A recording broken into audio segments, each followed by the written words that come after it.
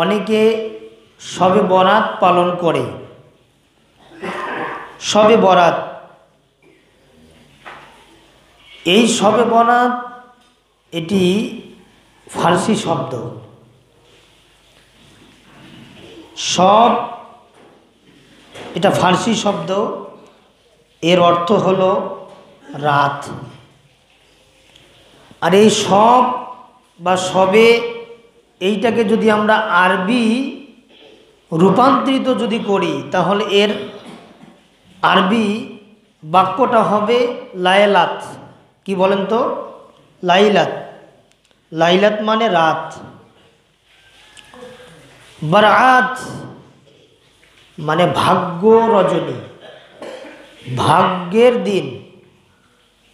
এজন্য অনেকে কি করে, শবে বরাতের রাতে রাত জাগে, শবে বরাতের নামে সিয়াম থাকে, শবে বরাতের নামে হালুয়া রুটি তৈরি করে।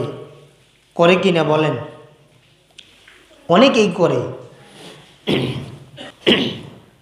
এজন্য আপনি সবের উদ্দেশ্যে যা করেন না কেন, যদি রাসূল না করে, যদি রাসূল না করে ওই কাজের মধ্যে কোনো কল্যাণ থাকবে না, কোনো কল্যাণ হবে না। ওই আমলগুলো পরিত্যাজ্য, বাতিল। আপনি যদি শবে বরাতের রোজা থাকতে চান, এই রোজার দলিলটা রাসূল থেকে থাকার দরকার আছে না নাই ভাই? বলেন তো। রাসূল থেকে দরকার আছে।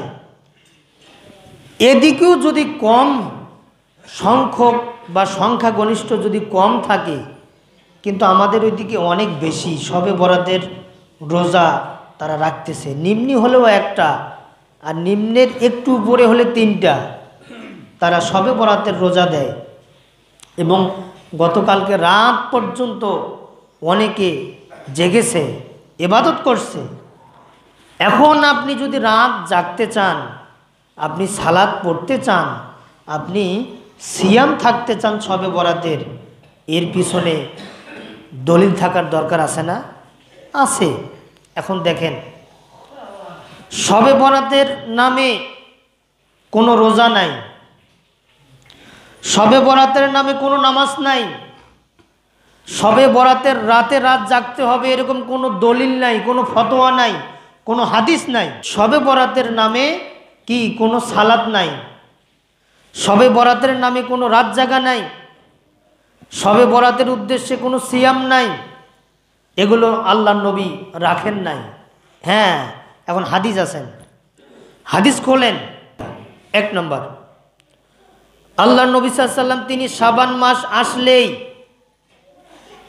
1 থেকে 15 তারিখ পর্যন্ত লাগাতার সিয়াম রাখতেন।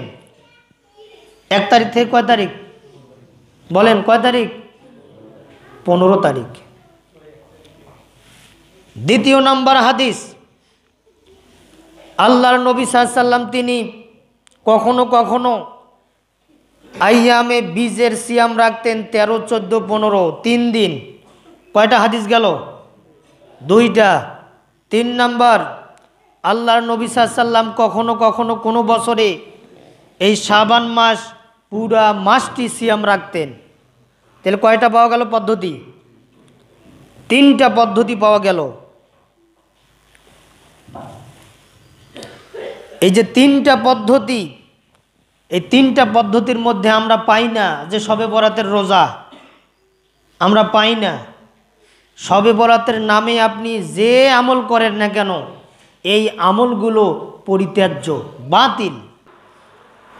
এই শাবান মাসে যারা সিয়াম রাখবেন, আপনারা শবে বরাতের নামে সিয়াম না, আপনারা সিয়াম রাখবেন শাবান মাস উপলক্ষে।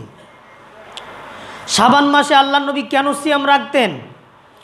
শাবান মাসে আল্লাহর নবী সাল্লাল্লাহু আলাইহি ওয়াসাল্লাম এই জন্য সিয়াম রাখতেন, শাবান মাসে আল্লাহর দরবারে আমলগুলো প্রত্যেকটা বান্দার পেশ করা হয়।